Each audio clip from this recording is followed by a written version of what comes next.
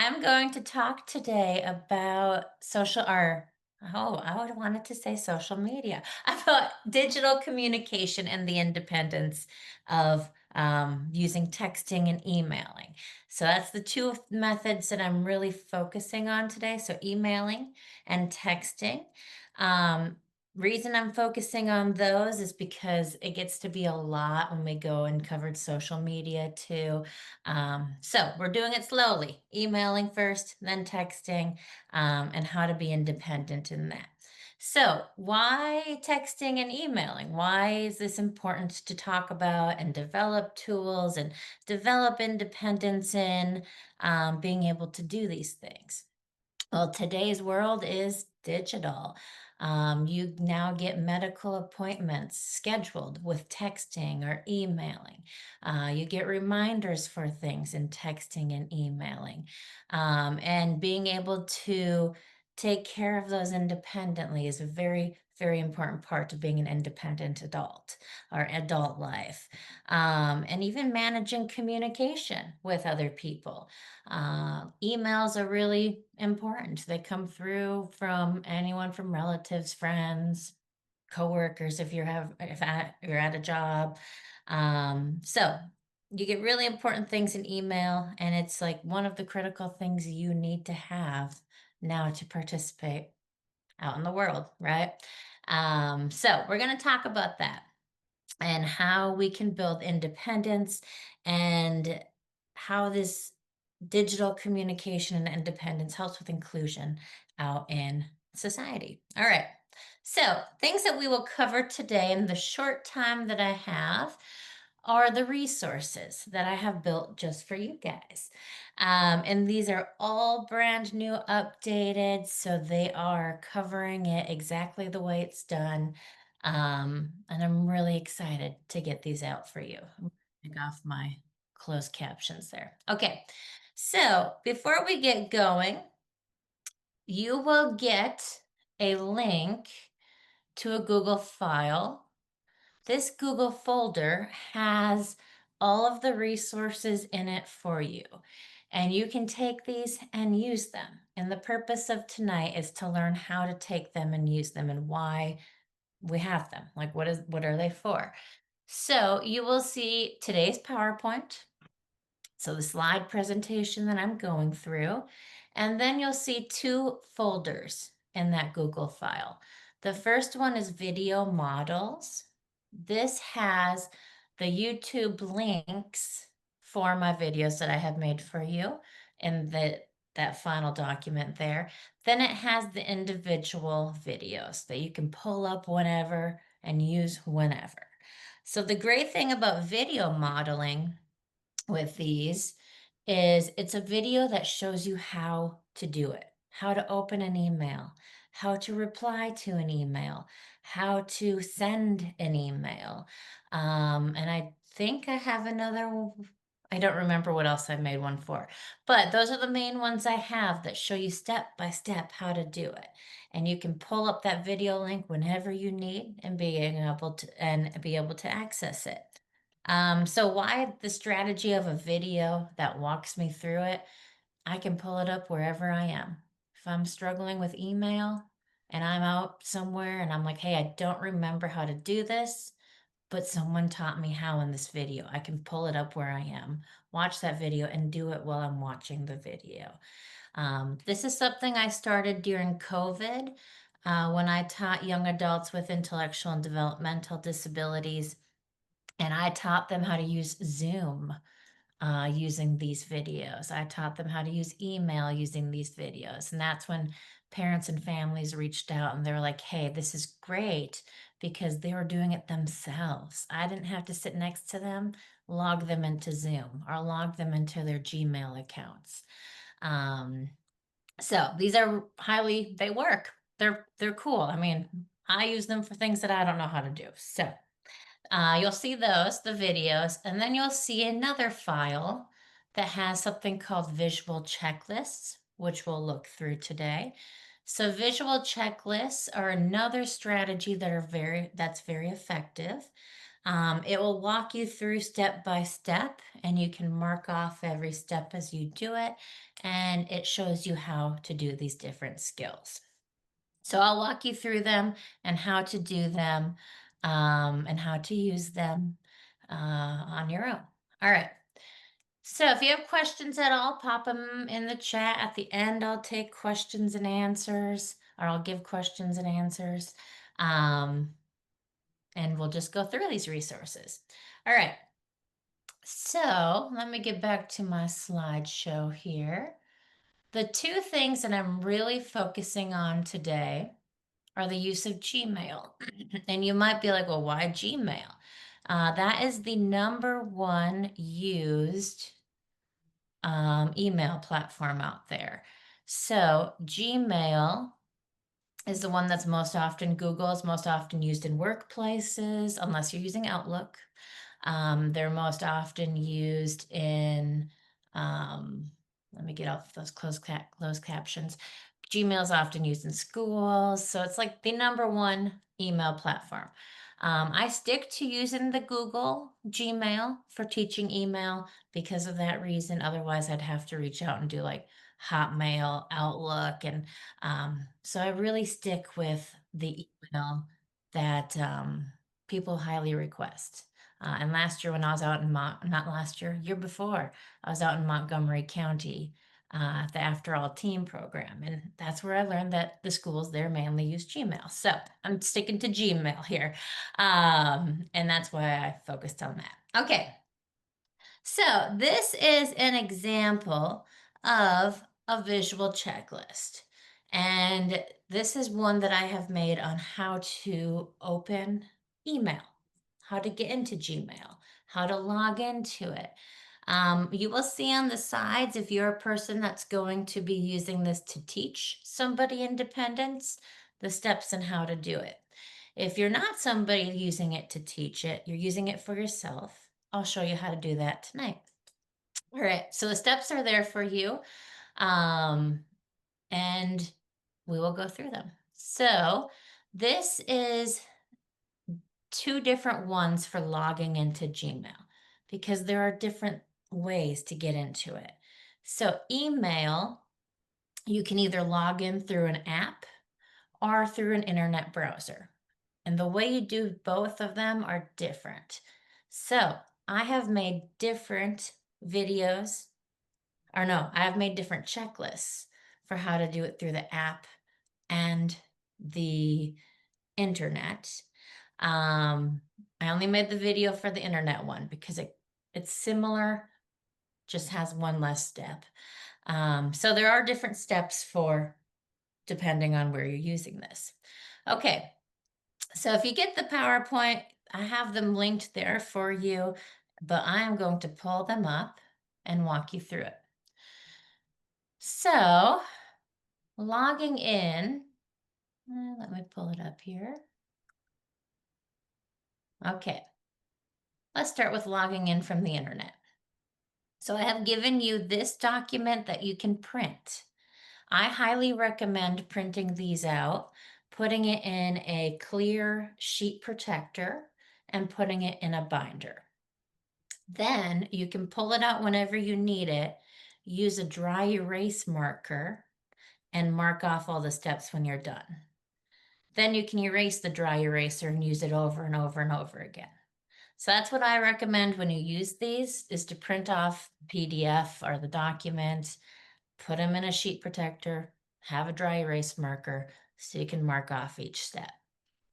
Other people do take pictures of this, have it on their phone, and then they mark off each step with markup on their iPhone or their Android.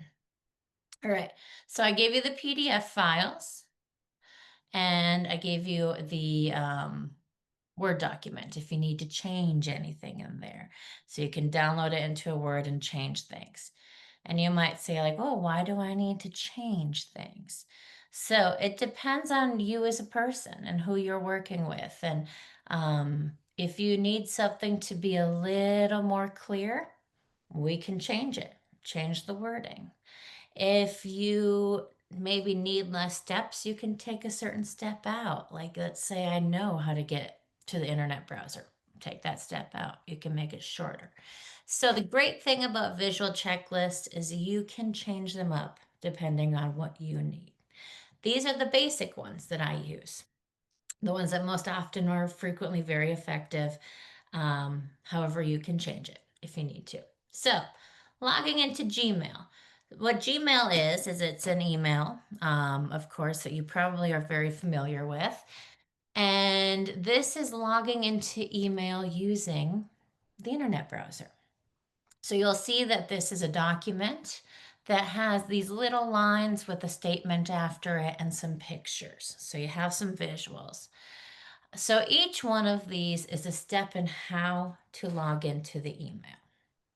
So you start at the top and you work your way down all the way to where it says you have logged into your email. Yay, hooray. Um, so this walks you through it, and all these pictures next to it show you where you should be clicking with your mouse or where you should be tapping if you're using a touch screen, because that's different. All of the little enters with the finger on it show you when to click the enter, press the enter button on your keyboard, because it depends. Are you using an iPad or are you using a touch keyboard? Those all depend.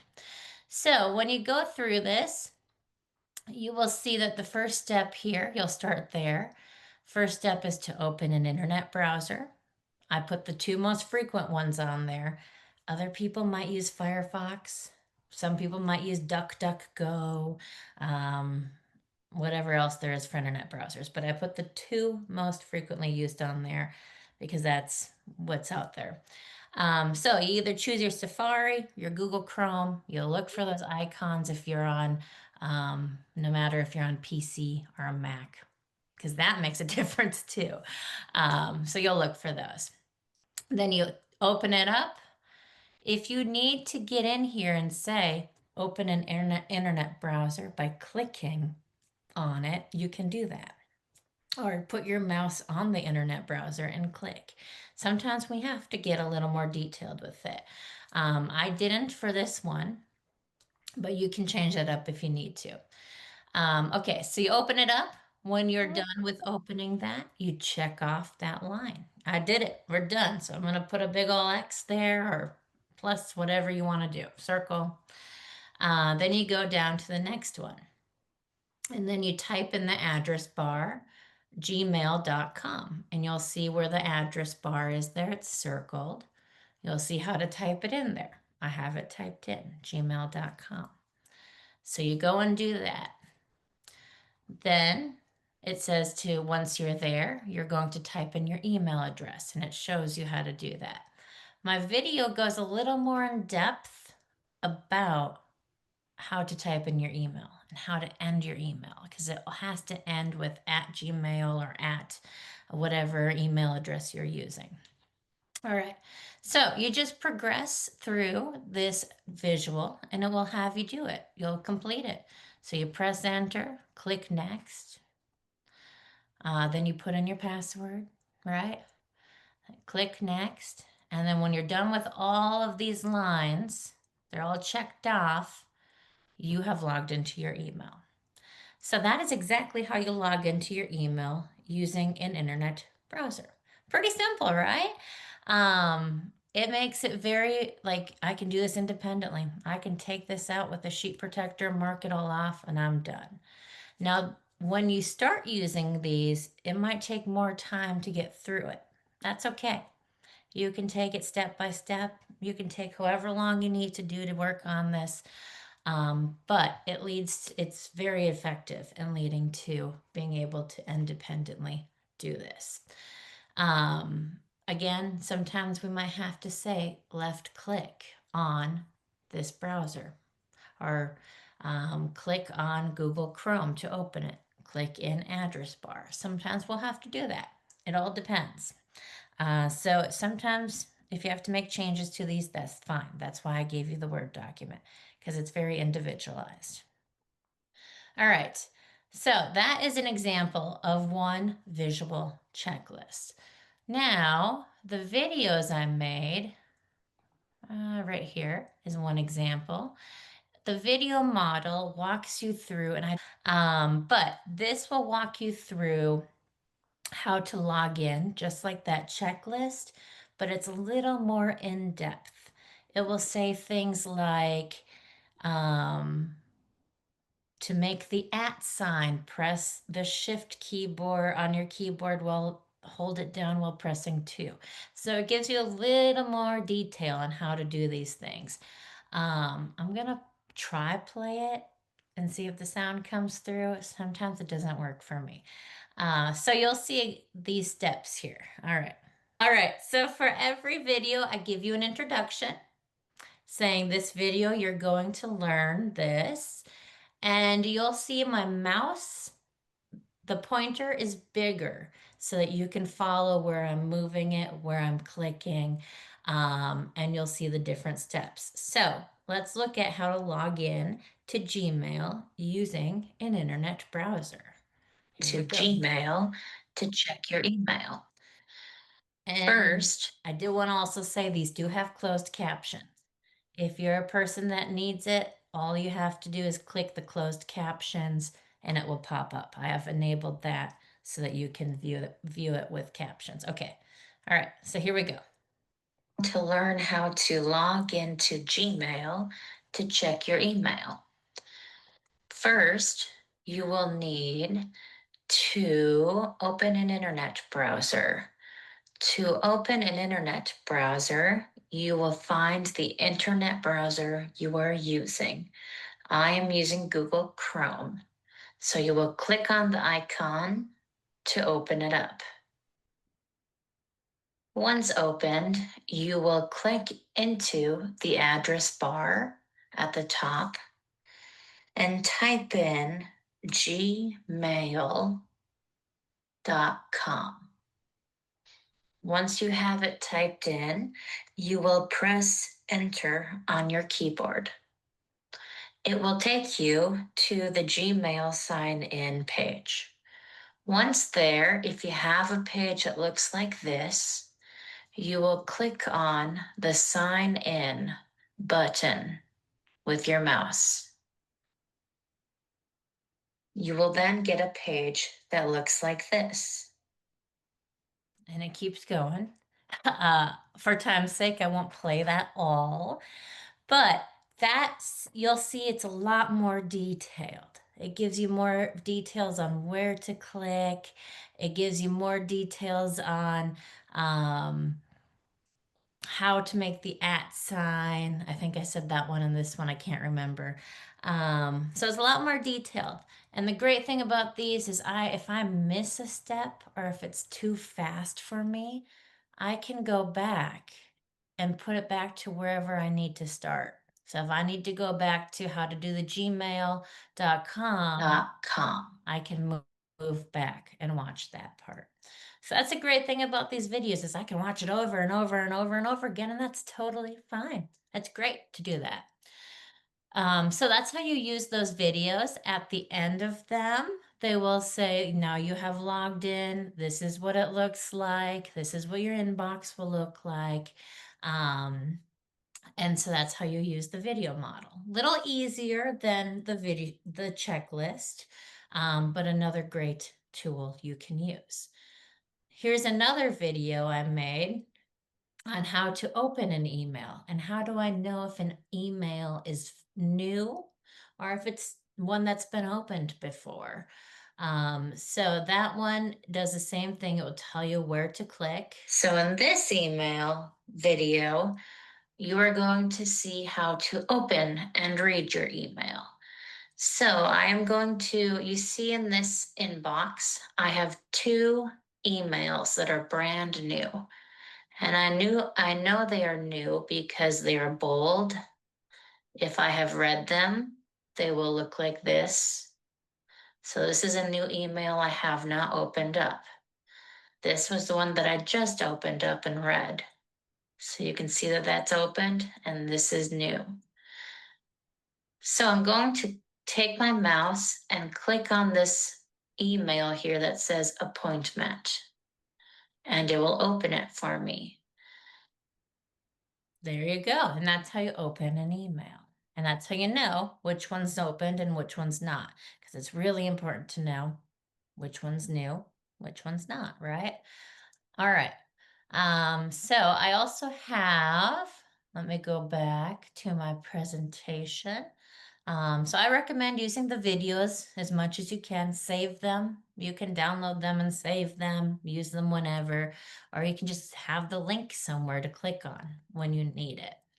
Um, Yes. Other things that might be different is if you use a dictation device. Let's say typing is really hard for us, and that's um, something we have to work skills on. But let's say I'm better at speaking things. So I might use Siri to type for me. So you can change these up by saying, hey Siri, take me to gmail.com, or hey Siri, open the Gmail app. That might be changing things up too. So it can be really individualized, which is why I give you the documents the way I do. My watch just went off because I said, hey Siri, of course. It's like I can't open Gmail for you. So if you heard Siri, she thought she was gonna open my Gmail. um The other thing with email that I did not make something for, because I'm still figuring out how to do it. Once I figure something out, I'll like send it to you guys, but I haven't figured out how to do this. Sometimes Gmail and other emails will ask you for something called two-factor authentication. I can't talk today. Two-factor is what I'm going to call it. And it means that they want you to verify that you're a human, not a robot. They want to verify that you are who you say you are. So they either send you a code to scan with your phone or a code in a text message that you have to enter in order to even get into your email. My email at work does it for me like every single day and it drives me crazy. But it's to verify that you are who you are. So I didn't make something for that yet because it varies on what you're using and how you're using it. Because if you're using it in the app on Gmail, sometimes you just have to do a Face ID. It will take your face. If you're using it on the internet, you have to scan a QR code or get a code texted to you. I haven't figured out how to make something for that yet. So that might throw a wrench in some independence, is that verification step. Um, I'll figure something out with that. I got to brainstorm on that one. So that one's coming in the future. Just know you can log in if you like, sometimes with the pass key and all that. But once you get it all set up, you're good to go. All right, here is an example of the one from logging into the Gmail app. You will see it's different. Now, I don't have a video model for this one because it's really hard to screen record on an iPad or iPhone or Android and get your voice in it. And video models have to have a voice in it. Like it has to be effective, it should have a voice to show you where to click. So there is no video model for this because I need to figure out how to do that on an app. So this is a visual checklist that again walks you through how to do it step by step using real pictures. That's another thing to know. When you are using these, the pictures that I have chosen are ones that actually reflect the real thing. So this is what the app looks like. This is what a phone will look like. Probably should have chosen a better picture of that one, but for right now, that's the one there. This is what the sign-in sheet or sign-in form actually looks like. So you'll notice the only thing's really different with the app is it's less steps going through the app because you have to just tap it to open it. You don't have to go to the internet browser. You can just tap the app, open it, type in your email, type in your pass. My dog is knocking on my door. I'm sorry. Type in your password and you're in. So that's simple using an app. If you're on a tablet, iPad, iPhone, or Android, that's how you can do that. All right. So there's no video model for that one because screen recording on a device like that is a little harder. Okay, so that's logging in. Now my dog is talking to me. Okay. All right. Sending an email is a really more complex step. So there's a lot more to it. This is the visual checklist that you will use the same exact way. So using an Gmail to send an email, let's see if I have that pulled up right there. You'll see that this one's a lot longer because there's more steps. There's also some other things in this one.